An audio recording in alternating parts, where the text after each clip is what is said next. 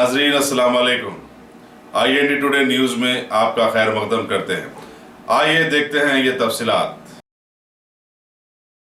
माह रमजान की बरकत तो देखिए, दोनों शहरों में आज शाम अचानक बारिश से मौसम खुशगवार हो गया। गुज़िश्ता एक हफ्ते से शहर में दर्जे हरारत अपने रिकॉर्ड को छू गया था। आधे घंटे से पौन घंटे तक होने वाली मुसलसल बारिश से कई इलाकों में पानी ठहर गया और ट्रैफिक जाम होने की इत्तलात मिली है। मुगलपरा वाल्टा होटल के करीब पानी से बचने की कोशिश में ठहरने वाले एक ऑटो ड्राइवर पर, जो तालाब कट्टे का रहने वाला है, दीवार गिर पड़ी। करीबी लोगों ने फौरी हरकत में आते हुए उन्हें मलबे से निकाल लिया। ताहम उनके सर पर शदीद चोटें आईं और हाथ फ्रैक्चर हो गया।